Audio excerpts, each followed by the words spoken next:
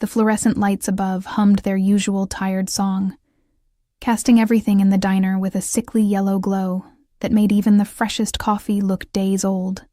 My feet ached, that deep, bone-tired ache that starts in your heels and radiates up through your calves until your entire body feels like it's made of lead. I'd been on shift for 9 hours straight, and the smell of grease had seeped so deeply into my uniform that I knew no amount of washing would get it out. It never did. I moved between tables mechanically, my smile practiced and hollow. Table 4 needed a refill. Table 7 wanted their check. Table 2, the one by the window where the evening light struggled through grimy glass, had been occupied for the last hour by a group that made my skin crawl. They were young, loud, dressed in clothes that cost more than my monthly rent. The kind of people who came to this part of town when they wanted to feel edgy, to slum it for Instagram posts they'd caption with something ironic. 3 men, 2 women, all of them draped in designer labels and bored cruelty. "Excuse me," the blonde woman drawled as I passed, her voice dripping with the kind of condescension that came from never having to work for anything. "This coffee tastes like dishwater."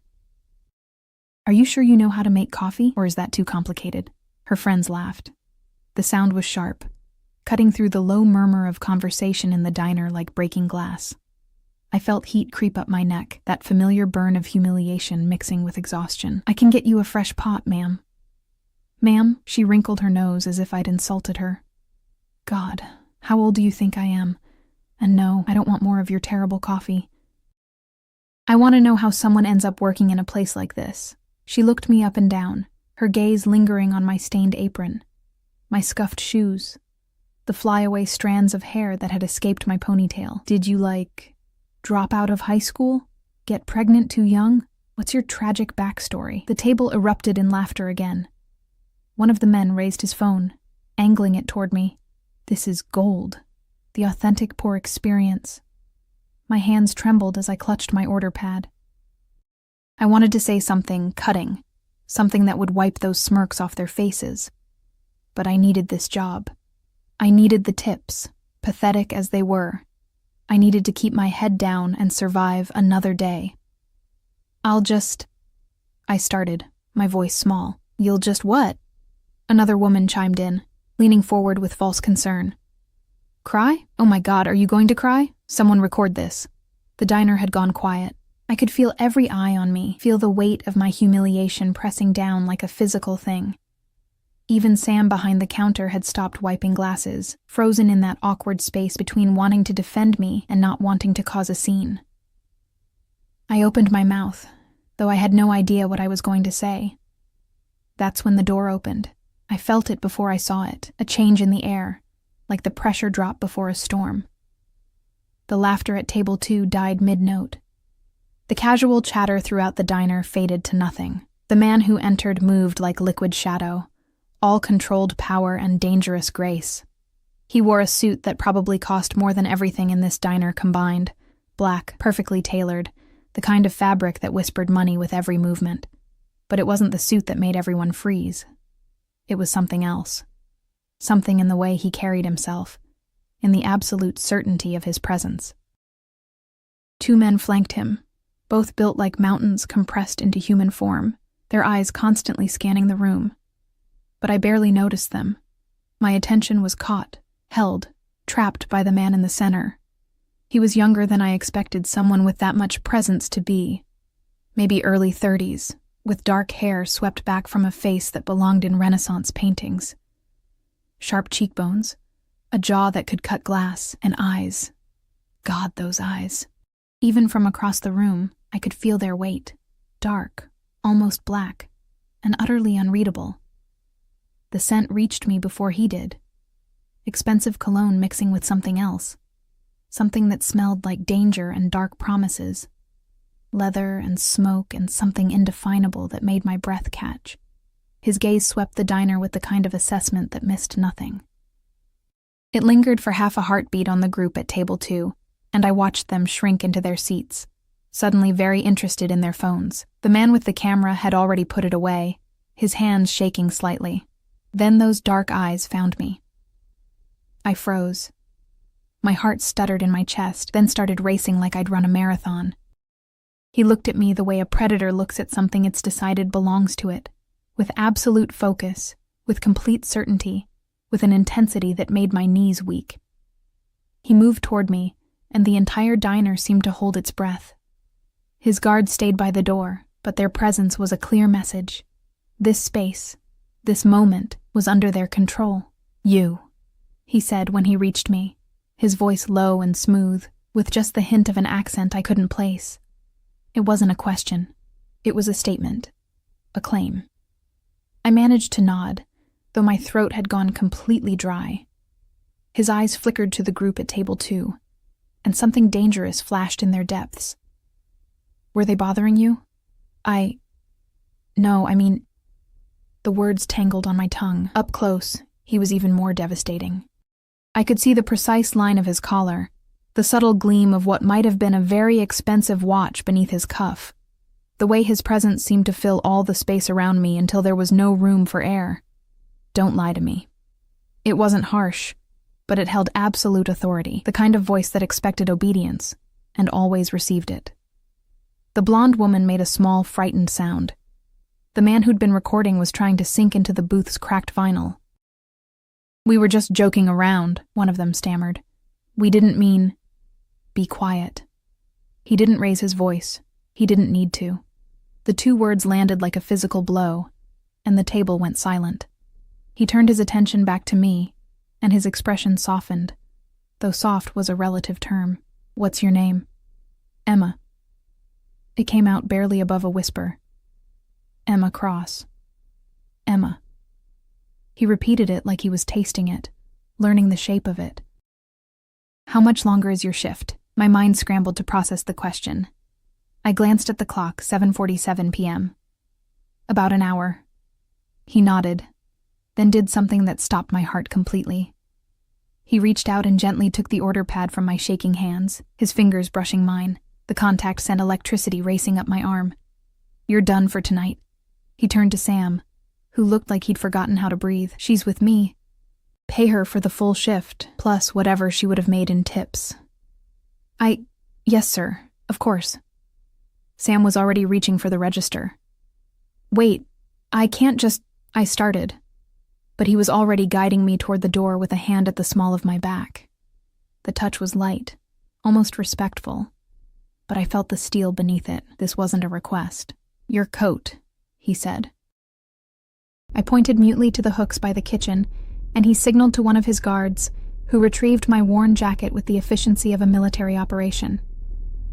As we passed table 2, he paused.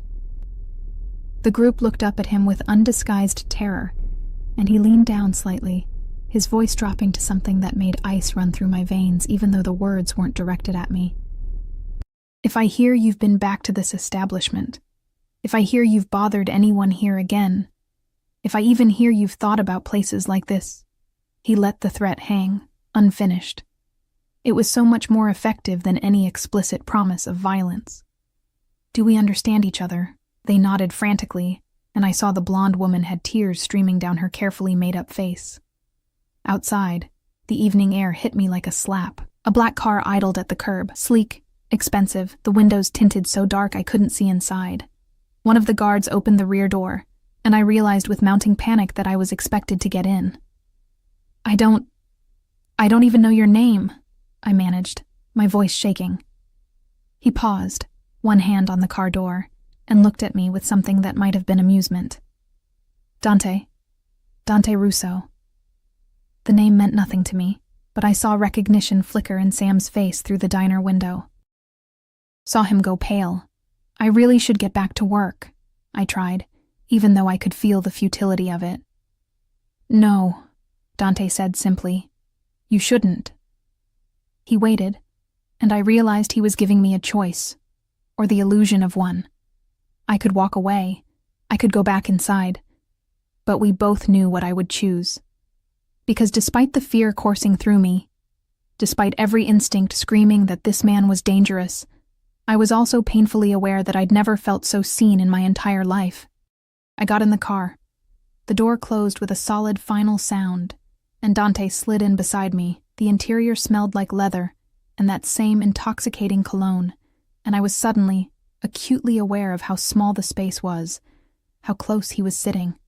The car pulled away from the curb, smooth and silent, and I watched the diner, my safe, predictable, soul-crushing diner, disappear into the evening. "Where are we going?" I asked, my voice embarrassingly small. Dante turned to look at me, and in the dim interior light, his face was all sharp angles and shadows. "Somewhere better than that place, but You need to eat." It wasn't a question. Real food, not whatever they serve there. "When was the last time you had a proper meal?" I couldn't remember. "Toast this morning? Half a sandwich yesterday?" He saw my hesitation, and his jaw tightened. That's what I thought. We drove through the city, and I watched the familiar streets give way to neighborhoods I'd only seen in magazines. Restaurants with names in French and Italian. Boutiques with single dresses displayed in windows like art. Buildings that gleamed with old money and new power. The car stopped in front of a restaurant that had no sign, just a discreet brass number on a black door. A valet appeared immediately, and Dante's guard opened our door. He stepped out first, then offered me his hand. I took it, and he helped me out of the car with a gentleness that contrasted sharply with the raw power I could feel coiled beneath his civilized exterior. Inside, the maitre d' saw Dante and immediately transformed into a portrait of deferential welcome. "Mr. Russo, your table is ready." Of course it was. I had the distinct impression that a table would always be ready for Dante Russo, no matter when he arrived or whether he had a reservation. We were led to a private corner, secluded from the rest of the dining room by subtle architectural choices and tasteful screens. The lighting was low, intimate, and I became painfully aware of my stained uniform, my unwashed hair, my complete lack of belonging in this space. Dante noticed, because apparently he noticed everything. "You're perfect," he said quietly as we sat. "Don't think otherwise." The waiter appeared with menus and wine, and Dante ordered with the casual confidence of someone who'd done this 1,000 times. I didn't even look at the menu. I couldn't have pronounced half the items anyway. When the waiter disappeared, Dante leaned back and studied me with that unsettling intensity. "Tell me about them." "Who?" "The people at that table. The ones who were mocking you." I shrugged, trying for casual and probably failing. "Just tourists. People with too much money and not enough manners. Have they been there before? I don't know. Maybe? I don't really." "Emma." My name in his mouth was a command and a caress. "Don't minimize what happened. They humiliated you publicly. They enjoyed it." The words brought it all back, the laughter, the phone cameras, the weight of everyone's eyes. I felt tears prick at the corners of my eyes and blinked them back furiously. "Hey." His hand covered mine on the table, warm and solid. "I'm not criticizing you. I'm trying to understand. Why?" The question burst out before I could stop it. "Why do you care? You don't know me. You walked into a random diner and I gestured helplessly at our surroundings." "This doesn't make sense." Something flickered across his face, too quick to read. "No," he agreed, "it doesn't." The food arrived. Course after course of things I couldn't name, but that tasted like heaven. Dante ate with elegant economy, but I noticed he watched me more than his own plate, making sure I actually ate, that I tried everything. "Better than diner food?" he asked with the ghost of a smile. "Better than anything I've ever had," I admitted. The wine was making me warm, loosening the tight knot of anxiety in my chest. But it was also making me reckless. "Who are you, really?" I asked. "People don't act the way everyone acted around you unless what? Unless you're someone dangerous." He didn't deny it. Instead, he took a slow sip of his wine, his eyes never leaving mine. Would it matter if I was? It should have. God, it should have. But sitting there in that perfect restaurant with this beautiful, terrifying man looking at me like I was something precious and breakable, I couldn't make myself care. "I don't know," I whispered. His expression intensified, and I felt something shift in the air between us. Something inevitable and irreversible. "Good," he said softly. "Because Emma Cross, You just became mine to protect, and I don't give back what's mine." The words should have terrified me. Instead, they sent a shiver down my spine that had nothing to do with fear and everything to do with a dark, dangerous thrill I'd never felt before. I didn't know it then, but my life as I knew it had just ended. And something far more complicated, far more dangerous, had just begun. I woke up the next morning in my own bed, but everything felt different, wrong, like I'd been transplanted back into a life that no longer fit. The apartment was the same, peeling paint on the walls, the radiator that clanked and hissed but barely produced heat, the thin curtains that did nothing to keep out the gray morning light. But I wasn't the same. Something fundamental had shifted inside me last night, like a tectonic plate moving beneath the surface. Dante had driven me home after dinner. The ride had been quiet, charged with an electricity that made my skin hum. When we'd pulled up to my building, a 5-story walk-up in a neighborhood where gunshots were more common than birdsong, I'd seen something flash across his face. Anger, maybe, or disgust. "You live here?" His voice had been carefully neutral, but I'd heard the edge beneath it. "It's what I can afford." I'd tried to keep the defensiveness out of my tone and failed. He'd gotten out of the car with me, and his guards had immediately flanked us, their eyes scanning the dark street with professional wariness. One of them had checked the building entrance, the stairwell, before Dante had allowed me to go inside. "Which floor?" "4th. He'd walked me up all 4 flights, and I'd been acutely aware of him behind me. Solid, protective, his presence filling the narrow stairwell. At my door, I'd fumbled with my keys, my hands shaking. "Thank you for dinner," I'd managed. "It was Emma." He'd waited until I looked at him. "Lock your door. Keep your phone on. If anything happens, anything at all, you call me." He'd handed me a card with a single phone number embossed in black. No name, no title, just those digits. "I don't understand what's happening," I'd whispered. "Neither do I." For the first time, he'd looked almost uncertain, but I meant what I said. "You're under my protection now. Why?" "Because when I saw you standing there letting those people tear you apart, something in me..." He'd stopped, his jaw tightening. "Go inside, Emma. Before I do something we'll both regret." I'd gone, and I'd heard him wait until I'd locked the door before his footsteps had retreated down the stairs. Now, in the harsh light of morning, I stared at that card on my nightstand. In the darkness, with wine warming my blood and Dante's presence overwhelming my senses, everything had seemed almost magical. Now it just seemed insane. I was supposed to work the lunch shift today. The thought of going back to the diner, of facing Sam's questions, and the other waitress's curiosity made my stomach twist, but I needed the money. I always needed the money. My phone buzzed. Unknown number. "Don't go to work today." My heart lurched. I stared at the message, then at the card, then back at the phone. "How did you get my number?" The response came immediately. "I get everything I want, Emma. Stay home. I need to work. I have bills." 3 dots appeared, disappeared, appeared again. Not anymore.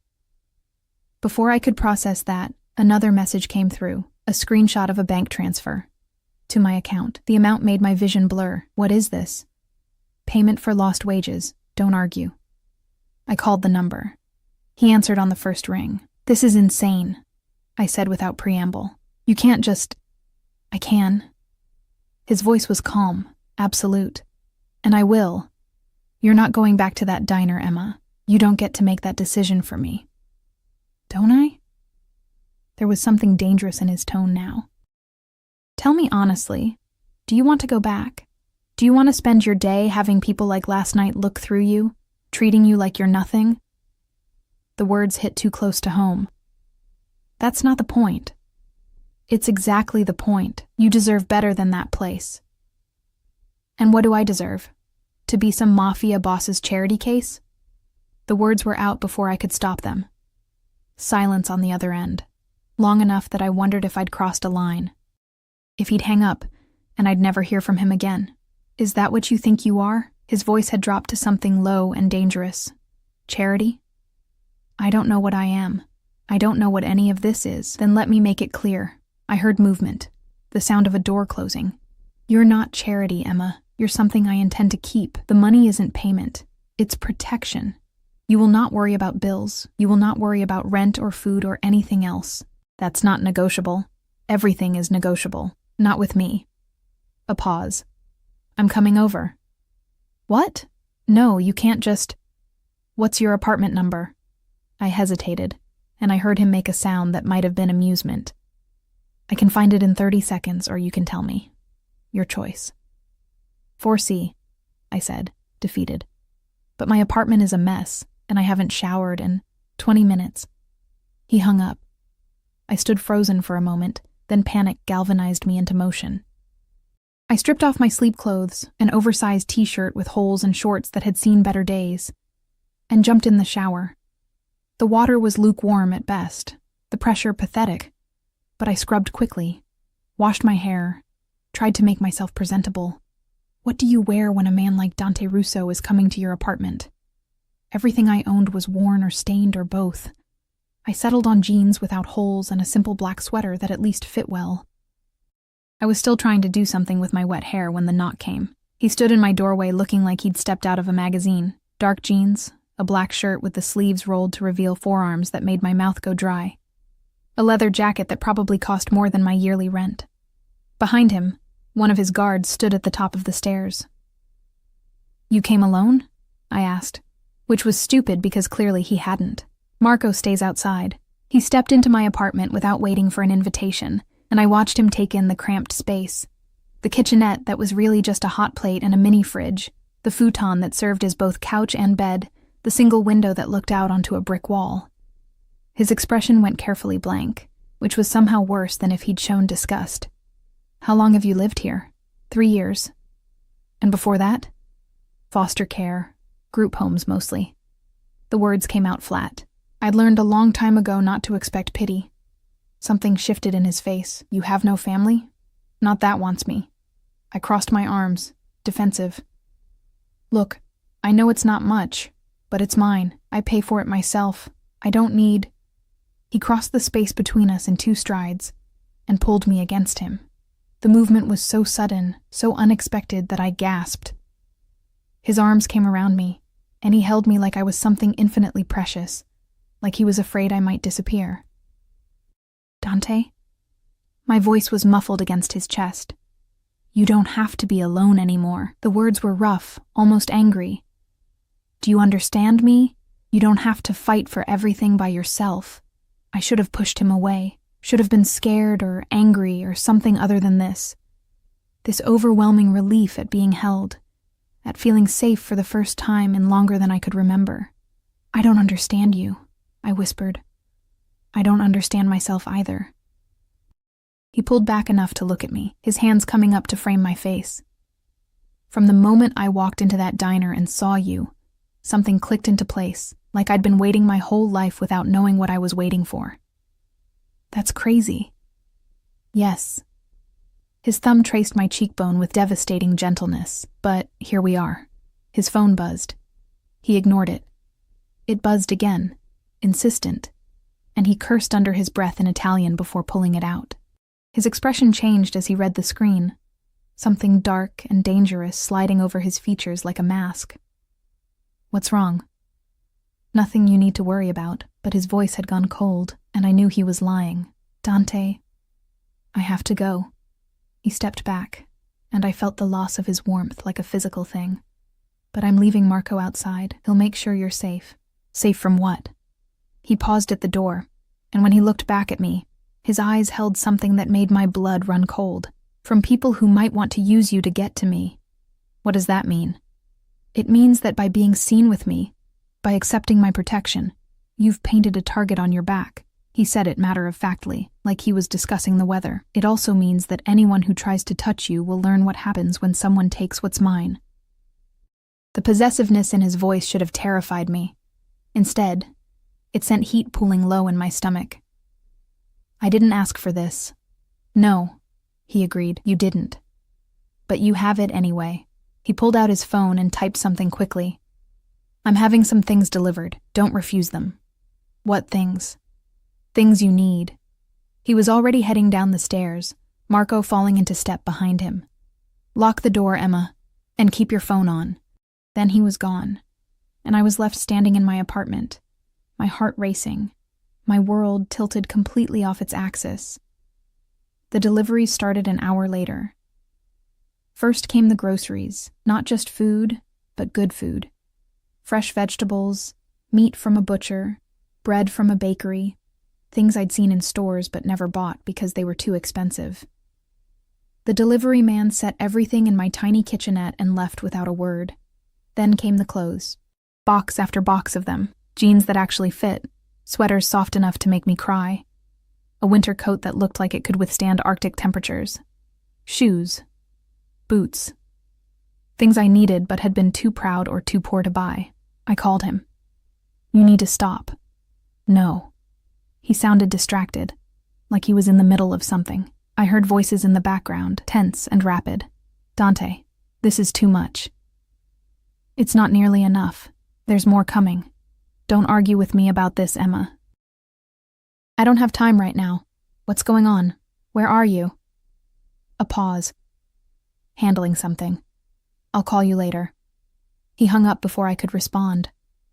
The rest of the day passed in a surreal blur. More deliveries came. A new laptop, a phone that was definitely not the cracked piece of garbage I'd been using, blankets and pillows that transformed my futon into something actually comfortable. Every gift felt like a chain, beautiful and soft, but binding me to him nonetheless. I should have refused it all, should have packed it up and sent it back. But I didn't, because for the first time in my life, someone was taking care of me, and I was too tired and too hungry for affection to push it away. Marco stood guard outside my door all day. I brought him coffee and a sandwich at lunch, and he'd looked surprised but accepted it with a gruff thanks. He was built like a tank, with hands that looked like they could crush concrete, but he had kind eyes. "How long have you worked for Dante?" I asked. 10 years. Is he good to work for?" Marco looked at me for a long moment. "Mr. Russo is a complicated man, but he's loyal to those who are loyal to him. And he protects what's his. I'm not his." Marco's expression said he didn't believe me. "If you say so, miss," Dante called as the sun was setting, painting my brick wall view in shades of orange and pink. "How was your day?" His voice was warm, intimate, like we'd been doing this for years instead of hours, confusing, overwhelming. I hesitated. "Thank you. For everything, but Dante, come to dinner with me tonight. I don't think, please." The word sounded rusty, like he didn't use it often. "I want to see you." I should have said no. Should have told him this was all too fast, too much, too dangerous. But I remembered the way he'd held me that morning, the way his voice had roughened when he'd told me I didn't have to be alone anymore. "Okay," I whispered. "I'll pick you up in an hour." This time, when I got ready, I could wear the new clothes. The dress I chose was simple but beautiful. Deep blue, fitted but not tight, with a neckline that was modest but showed just enough to be interesting. It made my eyes look brighter, my skin glow. I looked in the mirror and barely recognized myself. When Dante knocked, I opened the door to find him staring at me with an intensity that stole my breath. "You're beautiful," he said, and it sounded like a revelation. "It's the dress. It's you." He stepped inside, and I saw something fierce and possessive flare in his eyes. "Cristo, Emma, do you have any idea what you do to me?" Before I could answer, he'd pulled me against him and claimed my mouth with his. The kiss was hungry, demanding, and absolutely devastating. His hands tangled in my hair, angled my head exactly where he wanted it, and I melted into him completely. When he finally pulled back, we were both breathing hard. "We should go," he said roughly. "Before I forget, I wanted to feed you first." "First?" My voice came out embarrassingly breathless. His smile was dark and promising. First. Dinner was at his penthouse, a sprawling space high above the city with views that made my knees weak. A private chef had prepared everything, and we ate at a table that could have seated 12 but felt intimate with just the two of us. He asked me questions about my childhood, my dreams, things I'd never told anyone, and I answered, because something about him made me want to spill all my secrets. "What do you want, Emma?" he asked as we finished dessert. If you could have anything, to matter, I said before I could think better of it, to be more than just invisible. His hand covered mine on the table. You matter to me. You don't even know me. Then let me learn. His thumb traced circles on my wrist and I felt my pulse jump. Stay tonight. The request hung in the air between us, heavy with promise.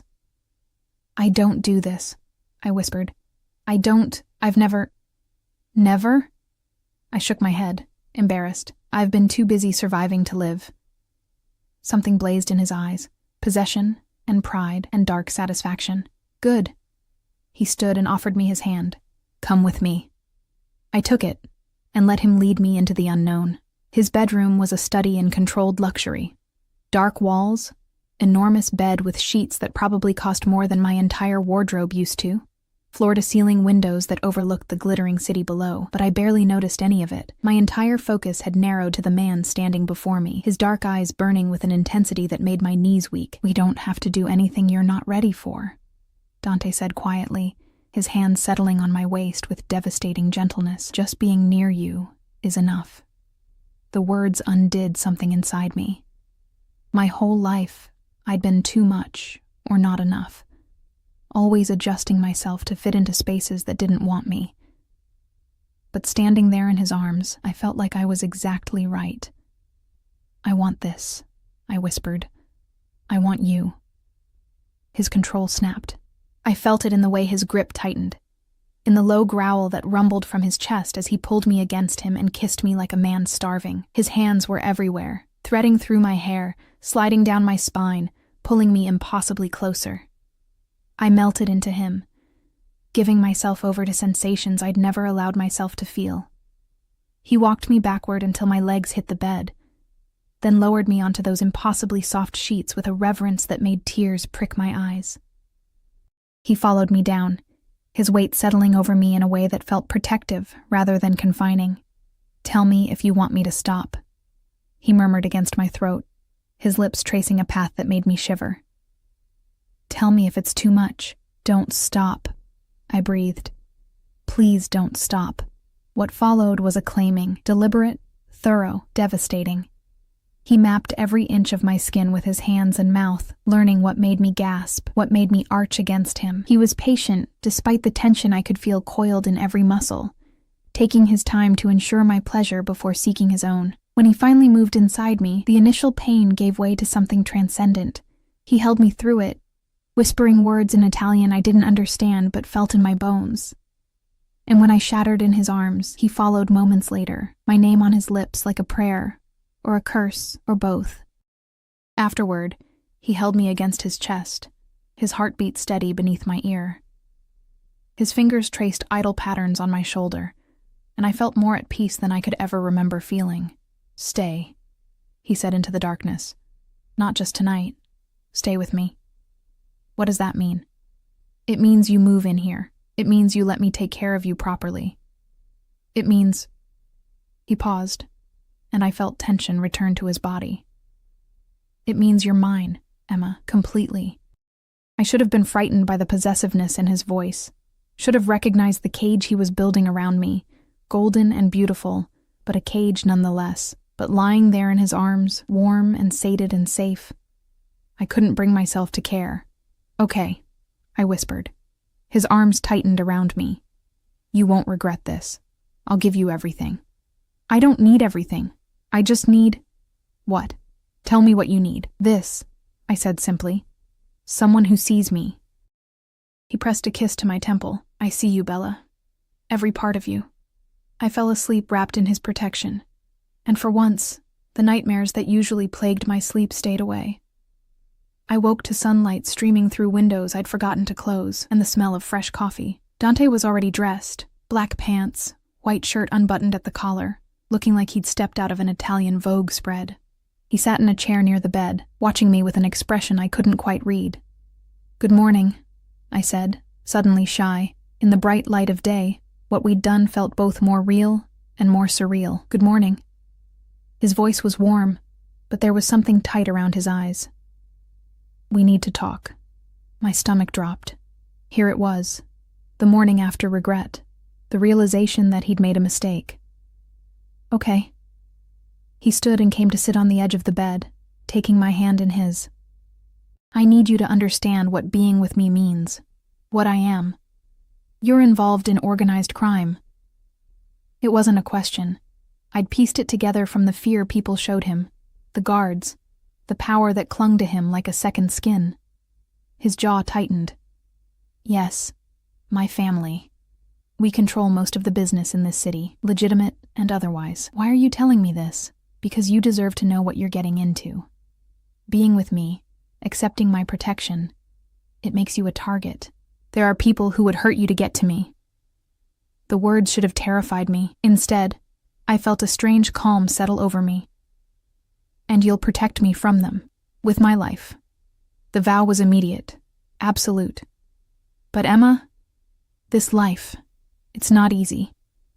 There will be things you can't know, places you can't go, people you can't trust. You'll have guards following you everywhere.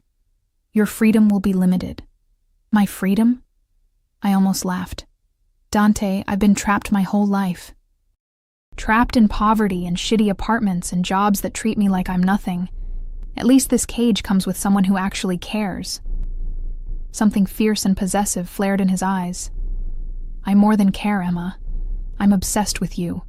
From the moment I saw you, you've consumed my thoughts. It's not healthy. It's not sane. But it's real. Then we'll be crazy together.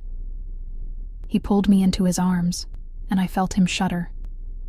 You have no idea what you do to me. The control I have to maintain, the walls I've built. You shatter them all. His phone rang, shattering the moment. He glanced at the screen and cursed. I have to take this. He stepped out onto the balcony, and through the glass, I watched his expression harden into something cold and dangerous. He was gesturing sharply, his voice raised though I couldn't hear the words. This was the man others feared, the mafia boss, the predator, the man who controlled the city's underworld with an iron fist. When he came back inside, his expression was carefully neutral, but I could see the storm brewing beneath. What's wrong?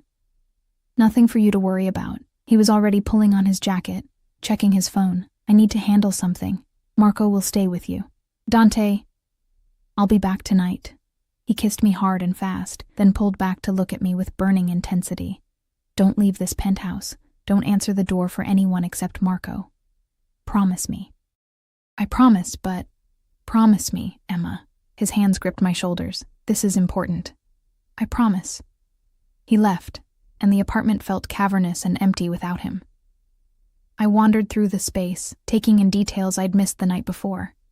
Everything was expensive, tasteful, and utterly impersonal.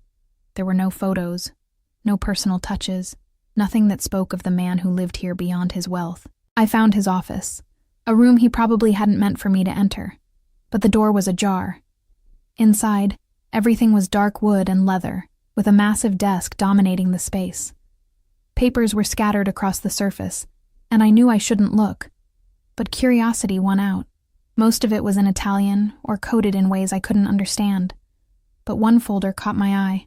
Manila, thick, with my name written on the tab in bold letters. My hands shook as I opened it. Inside were details of my life laid out with clinical precision. My birth certificate, mother unknown, father listed as deceased, records from every foster home, every group home, every shitty apartment I'd lived in.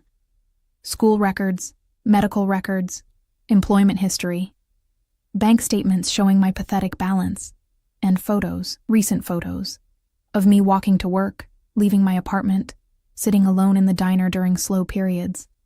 Photos taken before we'd ever met. The folder slipped from my numb fingers and scattered across the floor. My vision blurred as the implications crashed over me. The chance meeting.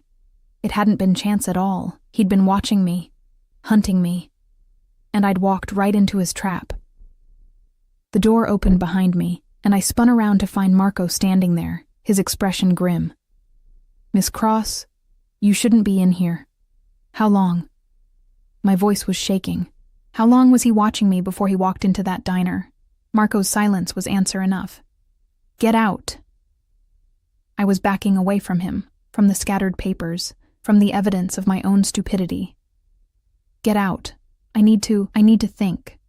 I can't leave you alone. Mr. Russo's orders. I don't care about his orders. The words came out as a scream. He's been stalking me. He orchestrated everything. Miss Cross, don't. I held up a shaking hand. Just give me space. Please. Marco nodded and stepped back into the hallway, pulling the door closed. But I knew he'd be right outside, a prison guard for a prisoner who'd walked into her cell willingly. I sank onto Dante's leather couch, my mind racing. The past 2 days replayed in my head, but now every moment was tainted. His appearance at the diner, had he arranged for those people to mock me? Had he orchestrated my humiliation so he could play savior? The gifts, the protection, the intensity of his attention, it had all felt too good to be true. Because it was. My phone, the new one he'd given me, buzzed with a message. "How are you doing, Bella?" I stared at the screen, rage and betrayal warring with the treacherous part of me that still responded to his endearments. I found the folder. 3 dots appeared immediately, disappeared, appeared again. "I'm coming home. Don't bother. Emma, let me explain." "Explain what? That you've been stalking me? That everything between us is based on a lie?" My phone rang. I let it go to voicemail. It rang again, and again. Finally, I answered. "What? Don't run." His voice was tight with something that sounded like panic. "Please, Bella, don't run from me. Give me one reason why I shouldn't, because despite how it looks, everything I feel for you is real." He was speaking quickly, urgently. "Yes, I knew about you before we met. Yes, I engineered our first encounter. But what happened after, what's happening between us, that's real, Emma. That's all real. How can I believe anything you say?"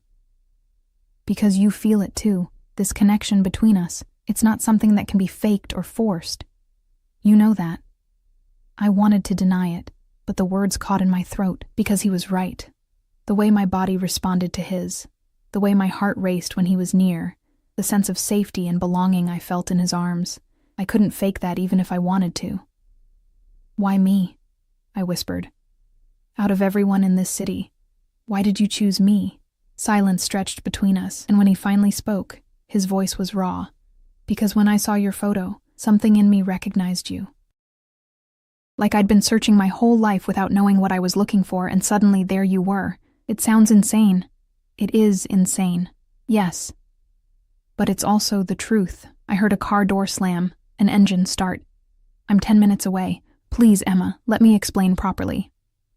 I hung up and stared at the phone in my hand. I could leave, should leave, call the police, though I suspected Dante owned half of them. Run somewhere he couldn't find me, though I suspected nowhere was far enough. Or I could stay and hear him out, could try to understand the mind of a man who thought stalking was an acceptable prelude to love. Marco knocked softly. "Miss Cross?" "Mr. Russo is pulling up now." I heard the private elevator engage, heard it rise to the penthouse. My heart pounded against my ribs like it was trying to escape the cage of my chest. The doors opened, and Dante stepped out. He looked disheveled, his hair mussed like he'd been running his hands through it, his shirt wrinkled, his eyes wild with something that looked like genuine fear. "Don't look at me like that," he said hoarsely. "Like you're afraid of me. Aren't I supposed to be? You've been watching me, collecting information about me like I'm some kind of project. You're not a project." He took a step toward me, and I instinctively backed away. Pain flashed across his face. "Emma, please, tell me why. Make me understand why you thought any of this was okay." He ran a hand through his hair, and I saw it shake. 3 months ago, one of my associates showed me a photo. He was trying to buy the building you live in. Wanted to tear it down for development. He sent pictures of all the tenants, asking if any of them would be a problem. His eyes met mine. "I saw your photo and I couldn't breathe. You were at your window, looking out at nothing. And you looked so lost, so alone." And I felt it here. He pressed a fist to his chest, like something clicking into place. "So you decided to stalk me?" "I decided to learn about you, to understand who you were before I approached you. I needed to know if what I felt was real or just..." He gestured helplessly. "Madness." And was it? Real? More real than anything I've ever felt. He took another step closer, and this time I didn't back away. I know I should have approached you honestly. I know what I did was wrong. But Emma, if I had just walked up to you on the street, would you have given me a chance? Would you have looked twice at someone like me? He was right, and we both knew it. I would have been terrified, would have run in the opposite direction. The people at the diner, I said slowly. Did you? No. His voice turned hard. I had nothing to do with that. I was there because I knew you worked that shift, yes. I'd been planning to come in, order coffee, try to talk to you.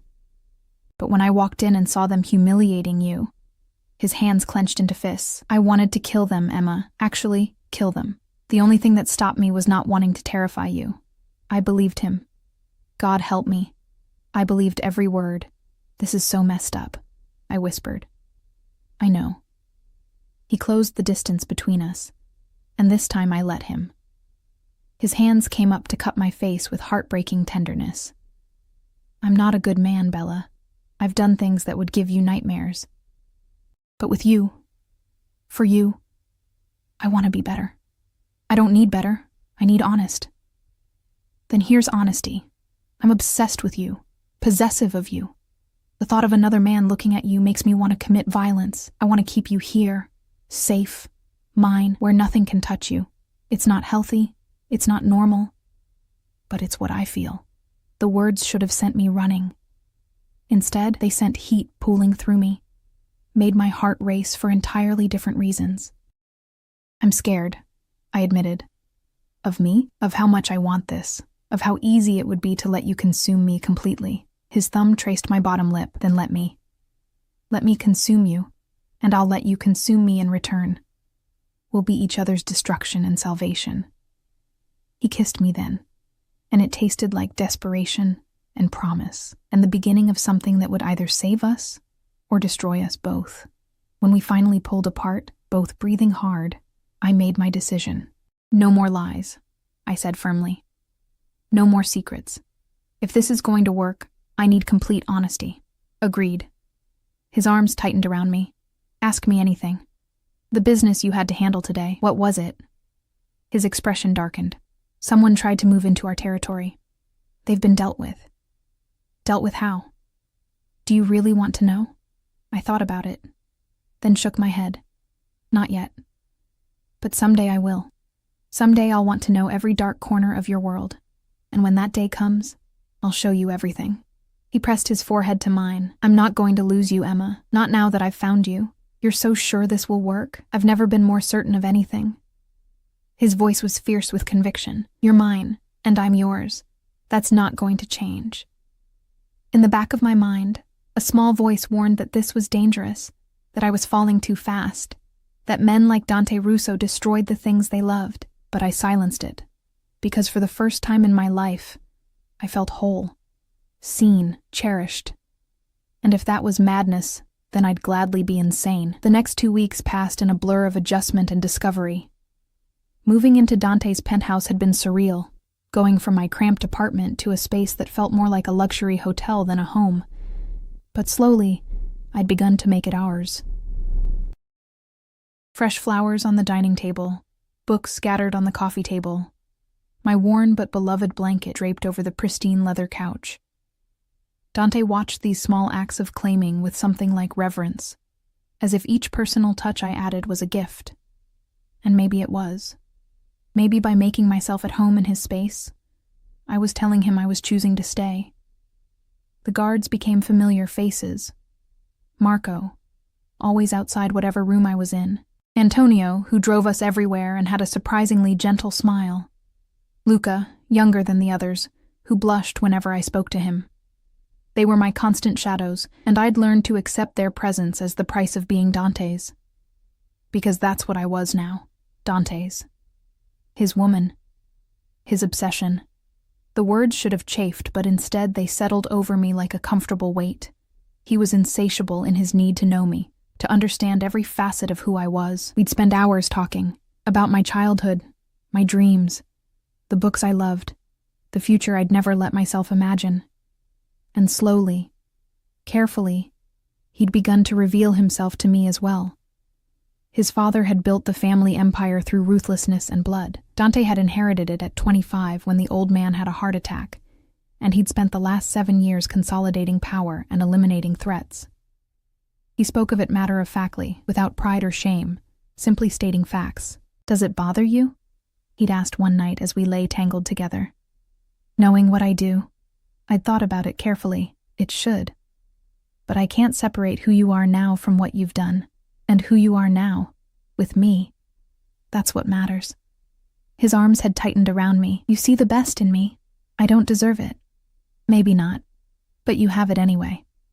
Now I stood in front of the floor-length mirror in the bedroom, adjusting the dress Dante had bought for tonight. It was stunning. Deep emerald silk that clung to curves I hadn't known I had, with a neckline that was modest, yet somehow devastatingly sexy. Diamond earrings glittered at my ears. A matching necklace at my throat. "You're staring," I said without turning around. Dante's reflection appeared behind mine, his hand settling on my waist. He was in a tuxedo, looking like every fantasy I'd never let myself have. "Can you blame me? You're breathtaking." Tonight was important. A charity gala where all of the city's elite would gather. It would be my first public appearance as Dante's, and I was terrified. What if I mess up, say the wrong thing? Impossible. He pressed a kiss to my bare shoulder. "You'll be perfect. Just stay close to me." The ballroom was overwhelming, crystal chandeliers dripping light, champagne flowing freely, women draped in jewels that could probably pay off third-world debt. I felt their eyes on us as we entered, felt the weight of their judgment and curiosity. Dante's hand at the small of my back was steady, grounding. "Breathe, Bella. They're just people. People who think I don't belong here. You belong wherever I say you belong." His voice carried just enough edge to remind me who he was, what he was capable of. We moved through the crowd, and I watched how people reacted to him. Men straightened, eyes calculating, measuring threats and opportunities. Women's gazes lingered with barely concealed desire, but Dante never let go of me, never let there be any doubt about who held his attention. "Dante, I didn't expect to see you here." A man approached, tall, silver-haired, with a smile that didn't reach his eyes. "And who is this lovely creature?" "Emma Cross." Dante's introduction was clipped. "Emma, this is Vincent Moretti. He owns the casino on 5th. Vincent took my hand, his grip lingering a fraction too long. "A pleasure." "Tell me, Miss Cross, how did you meet our Dante? He's usually so particular about company." The implied insult was clear. I felt Dante tense beside me, but before he could speak, I smiled sweetly. Actually, he rescued me from some rather unpleasant people. Very knight in shining armor, though I suspect his armor is considerably more expensive than most. Vincent's eyes sharpened with interest. "A rescue? How romantic. Isn't it?" I leaned slightly into Dante, though between us I think he was looking for an excuse to be heroic. A genuine smile crossed Vincent's face. "Smart and beautiful. You've done well for yourself, Russo." As Vincent moved away, Dante's lips brushed my ear. "That was perfectly handled. He was testing you." "I know." I'd recognized the game immediately. The subtle put-downs masked as curiosity, the attempts to rattle me. Growing up in foster care had taught me how to navigate social warfare.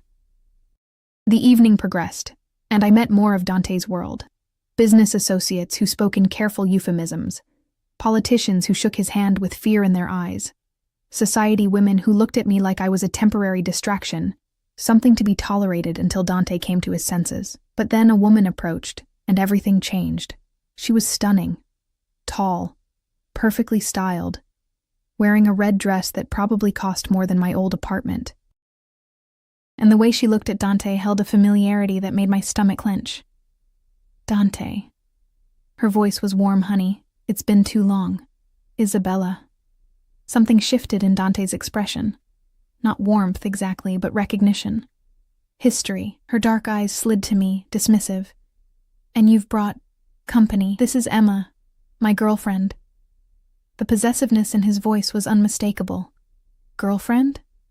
Isabella laughed, the sound like breaking glass. "How quaint. Tell me, does she know about—" "Careful." Dante's voice dropped to something dangerous. "Think very carefully about what you're about to say. Isabella's smile was sharp. Of course. How rude of me. She turned to me. I'm Isabella Conti. Dante and I were engaged once. Did he mention that? The words landed like a physical blow. I kept my expression neutral, but inside, everything tilted. He mentioned his past included some poor choices. I assumed you were one of them. Dante made a choking sound that might have been laughter. Isabella's eyes flashed with anger.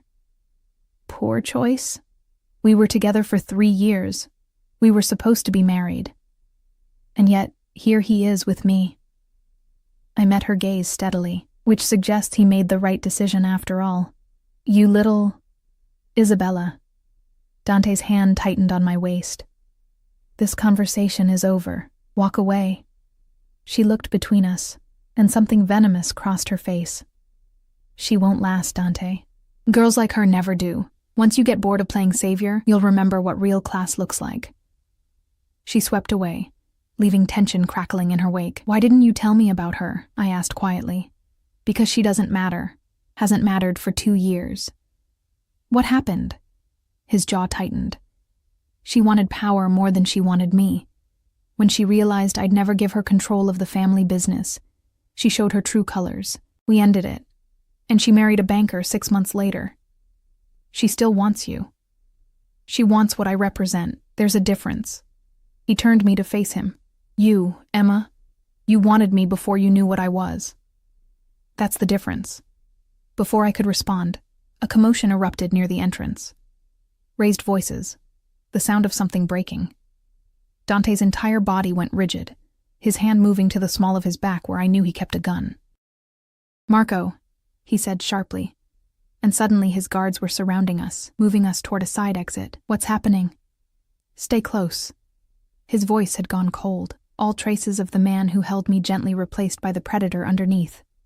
We were almost to the exit when shots rang out. The ballroom erupted into chaos. Screaming, people running, the sharp crack of gunfire echoing off marble walls. Dante pushed me behind him, his body a shield, as Marco and Antonio returned fire toward unseen attackers. Get her out, Dante ordered. Now. I'm not leaving you. You are. He grabbed my face, his eyes burning with intensity. Emma, I need you safe. Please. Marco pulled me toward the service entrance as more shots erupted. I looked back to see Dante crouched behind a column, his weapon drawn, his face set in lines of deadly calm. This was his world. Violence and danger, and calculated risk. And I was being torn from him right when he needed.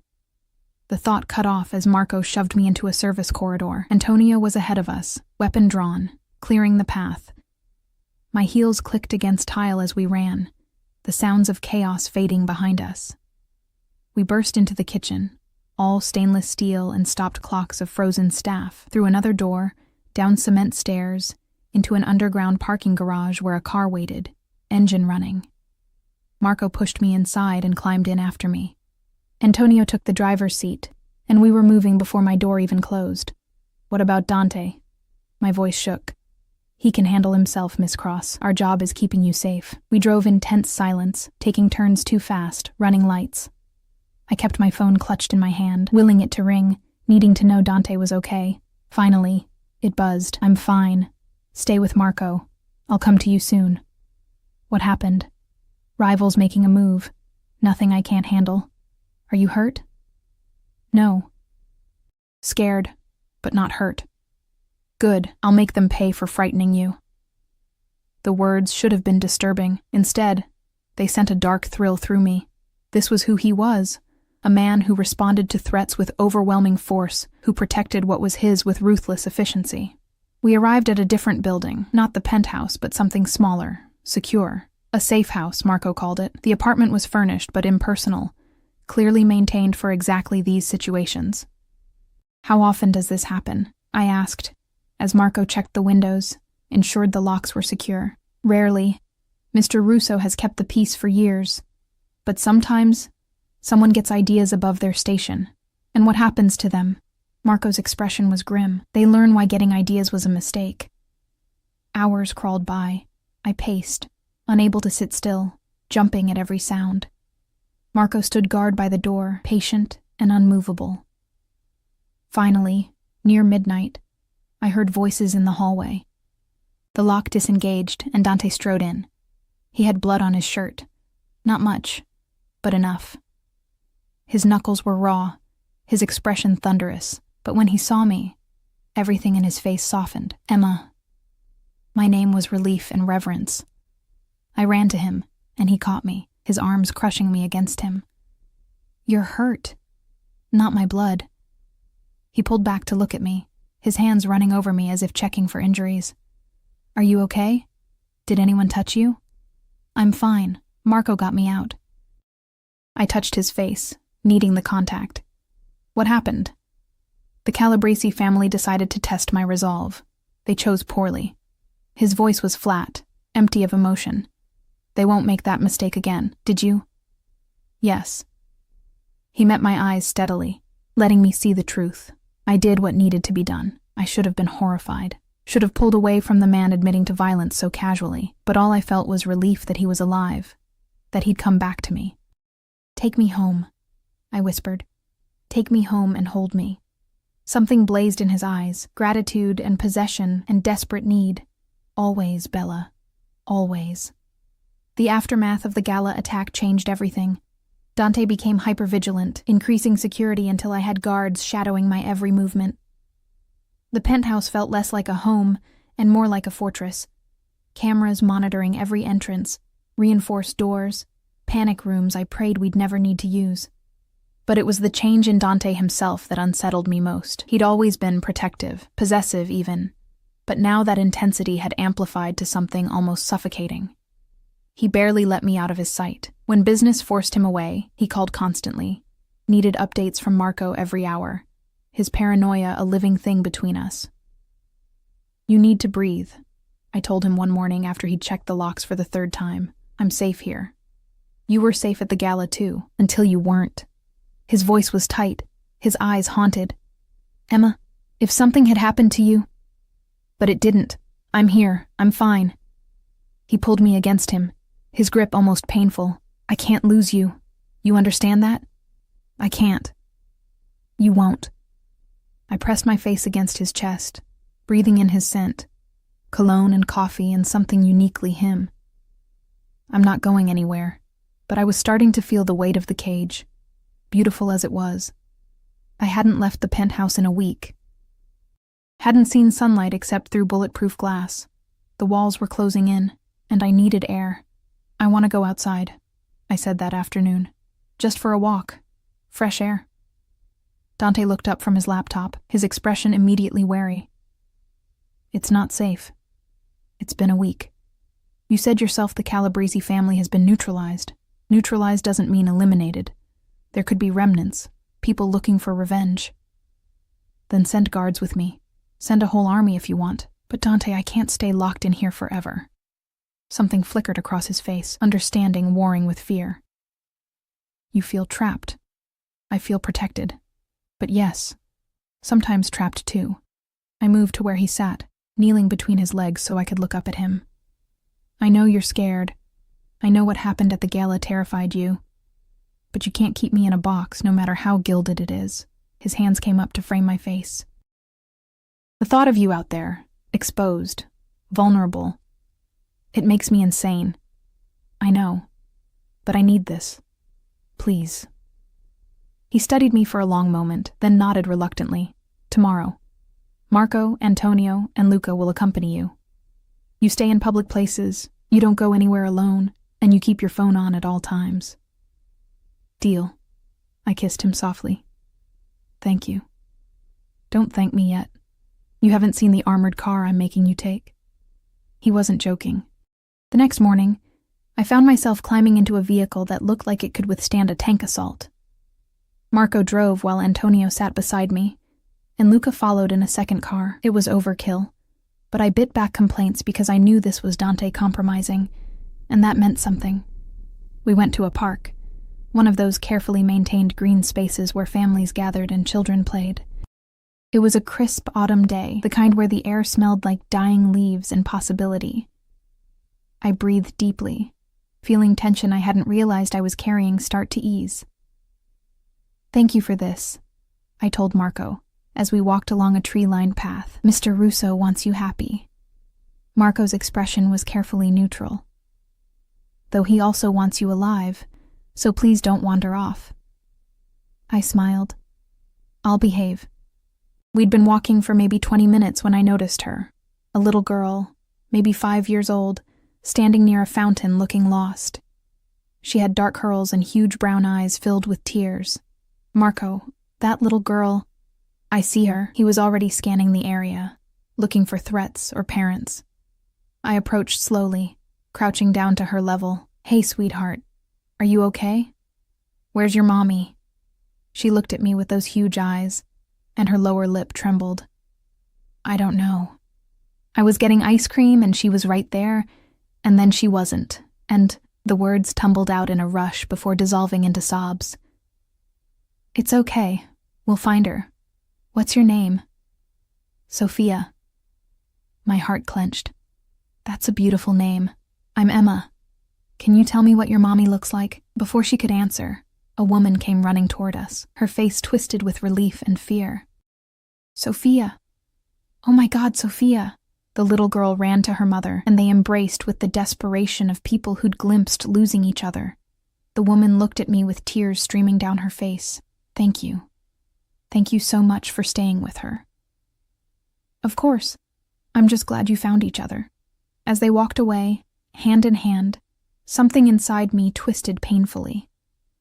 I watched them disappear into the crowd, and suddenly I couldn't breathe properly. "Miss Cross?" Marco's voice was concerned. "Are you all right?" "I'm fine. Just, can we go back?" The ride home was quiet, and I stared out the window without really seeing anything. That little girl, the way she'd looked so lost and frightened, the relief on her mother's face. It had opened something inside me I'd kept carefully locked away. Dante was waiting when we returned, and he took one look at my face and pulled me into his arms. "What happened?" I told him about the little girl, about the mother's relief, about the ache that had settled in my chest and wouldn't ease. I never had that. I whispered against his chest. Never had someone who'd panic if they lost me, who'd search desperately because I mattered that much. His arms tightened. "You have it now. If I lost you, Emma, there isn't a corner of this earth I wouldn't tear apart to find you. I know." And I did. But sometimes I wonder, what if we have children someday? How do we bring them into this world? "Your world?" He went very still. "Is that something you want? Children?" "I don't know. Maybe, someday." I pulled back to look at him. "Would you want that?" Something vulnerable crossed his face. "I never let myself think about it. My life, what I do, it's not exactly family-friendly. But with you—" He paused, searching for words. "With you, I can imagine things I never allowed myself to want." "Like what?" "Like coming home to more than an empty penthouse. Like having someone call me Dad instead of Mr. Russo or boss. Like," his voice roughened, "like building something that isn't just power and fear. Something real and lasting." The raw honesty in his words undid me. I pulled him down and kissed him with everything I felt, love and hope and fierce determination. "Then we'll figure it out," I said against his lips, "together." Over the next few weeks, something shifted between us. The desperation that had colored our relationship after the gala began to ease into something deeper, more stable. Dante started teaching me about his business. The legitimate parts, at least. Real estate holdings, restaurants, import-export companies. He wanted me to understand his world. All of it, not just the parts that were safe for me to know. I started taking online classes, working toward the degree I'd never been able to afford. Dante had waved away my concerns about cost with that characteristic dismissiveness he used for anything involving money. Education was important, he'd said. He wanted me to have choices, to be able to stand on my own even though he'd never let me fall. We found a rhythm. Mornings tangled together in bed, afternoons where he worked and I studied, evenings that were ours alone. The guards became background noise, their presence comforting rather than confining. And then, 6 weeks after the gala, Isabella Conti walked back into our lives.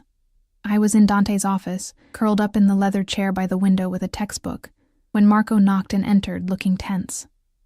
"Mr. Russo, there's a situation." Dante looked up from his desk. "What kind of situation?" "Isabella Conti is downstairs. She says she needs to speak with you urgently." I felt Dante's gaze flicker to me before returning to Marco. "Tell her I'm busy. She said to tell you it's about the Calabrese family, that she has information you need." Tension flooded the room. Dante's expression went cold and calculating. "Send her up, but stay close." Marco nodded and disappeared. I started to rise, but Dante shook his head. "Stay. I want you here for this." "Are you sure?" "I'm sure." He came around the desk and pressed a kiss to my forehead. "Whatever she has to say, there are no secrets between us. Remember that." Isabella arrived moments later, looking as stunning as always in a designer suit that probably cost more than a car. But there was something different about her, a desperation around the edges, a brittleness to her smile. "Dante." Her eyes slid to me, and her smile tightened. "And the girlfriend. How cozy." "You have 5 minutes, Isabella." "Marco said something about the Calabrese family?" She moved further into the office, her heels clicking on hardwood. "Did you know they were planning the attack at the gala for weeks? That someone gave them your schedule, your security details, everything they needed?" Dante went very still. "How do you know this?" "Because they approached me, asked me to help them." She laughed, but it sounded broken. "They thought because we used to be engaged, because you wronged me by choosing some waitress over me, that I'd want revenge." Every word was a small knife, precisely aimed. I felt my spine straighten, but Dante's hand found mine and squeezed. "And did you? Help them?" "No." She met his gaze steadily. "I told them to go to hell. Whatever we were, Dante, I never wanted you dead." "How magnanimous." His voice was dry. "Why are you here, Isabella? What do you want?" "I want you to know there's a traitor in your organization. Someone close to you who's been feeding information to your enemies. The Calabrese family is just the beginning. There are others waiting, watching for their chance." The words hung in the air, heavy with implication. I watched Dante's expression, saw the cold calculation, the fury carefully leashed. "Do you have proof?" "I have names, dates, communications." She pulled a folder from her bag and set it on his desk. Everything I could gather without tipping them off that I was watching. Dante opened the folder, his eyes scanning the contents. I watched his face go from cold to absolutely murderous. "Why bring this to me?" he asked without looking up. "Why not let my enemies destroy me?" Isabella's laugh was bitter, because despite everything, I don't want to see you dead. And because... She glanced at me, and something complicated crossed her face. "Because she looks at you the way I pretended to, the way I wish I actually had. You deserve that, Dante, even if I couldn't give it to you." The admission seemed to cost her. She straightened her shoulders, armor sliding back into place. "My debt to you is paid. We're even now." She turned to leave, but Dante's voice stopped her. "Isabella." She looked back. "Thank you." She nodded once, then left without another word. The door closed behind her, and Dante immediately pulled out his phone, his voice sharp as he gave rapid orders in Italian. "What does the folder say?" I asked quietly. His jaw was tight with rage. "That Vincent Moretti, the man you met at the gala, has been selling information to my enemies for months. He's been planning a coup, gathering allies, waiting for the right moment to strike. What are you going to do?" He looked at me, and I saw the predator staring back. "What I always do with traitors. I'm going to eliminate the threat." The words should have horrified me, should have made me recoil from the violence they promised. But instead I stood and moved to him, wrapping my arms around his waist. "Then do what you need to do, and come home to me when it's done." His arms came around me, crushing me against him. "I love you, Emma Cross. Do you know that? I'm completely, insanely in love with you." The words stole my breath. We'd danced around it, implied it in 1,000 ways, but he'd never said it outright. "I love you too. So much it terrifies me." He kissed me hard, desperate, like he was trying to memorize the taste of me. "This will be dangerous. I need you to stay here with Marco and..." "I know. I'll stay. I'll be safe." I cupped his face. "But you promise me you'll come back. Promise me, Dante. I promise." Nothing could keep me from you. He left with Antonio and a team of men I'd never seen before, all of them armed and dangerous. The apartment felt empty without him, and I paced like a caged animal, unable to sit still, unable to do anything but worry. Marco watched me with sympathy. He'll be fine, Miss Cross. Mr. Russo always is. You can't promise that. No, Marco agreed. But I can tell you I've seen him handle worse than Vincent Moretti, and come out victorious every time. Hours crawled by. My phone stayed silent. I alternated between staring at it and pacing the floor, wearing a path in the expensive carpet. Night fell, and still nothing. Finally, near midnight, I heard the elevator engage. The doors opened, and Dante stepped out. He was bloodied again. More this time. His shirt torn, a cut above his eye. But he was alive. He was home. I ran to him, and he caught me, lifting me off my feet as he kissed me with desperate relief. "It's over," he murmured against my lips. "Moretti and his allies have been dealt with. The threat is neutralized. Are you hurt?" "Nothing serious. Moretti fought back harder than expected, but..." He set me down and met my eyes. "It's done, Emma. We're safe now. Really safe." I searched his face and saw truth there. Saw exhaustion and relief and the darkness of what he'd done. But underneath it all, I saw the man I loved, complicated, dangerous, mine. "Then let me take care of you," I said softly. I led him to the bathroom and helped him undress, my hands gentle on bruised skin. I cleaned his wounds while he watched me with those dark, intense eyes. Drew him a bath and made him soak while I sat beside the tub, my hand in his. "I killed a man tonight," he said into the quiet. Looked him in the eyes while I did it. "I know. Does it change how you see me?" I thought about it carefully, wanting to be honest. "It reminds me of who you are, what your world demands. But no, it doesn't change how I love you." His hand tightened on mine. "I want to give you more than this, more than blood and violence and constantly looking over our shoulders." "Then give me tomorrow, and the day after that. Give me a lifetime of tomorrows, Dante. That's all I want." Something shifted in his expression, determination settling over his features. "Then that's what you'll have."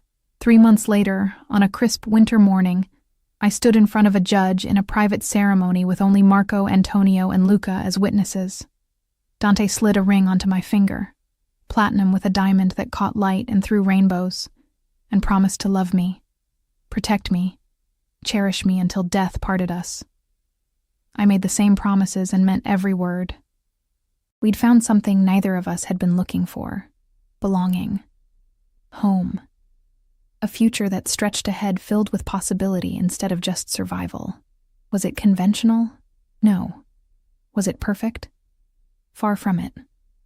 But it was ours.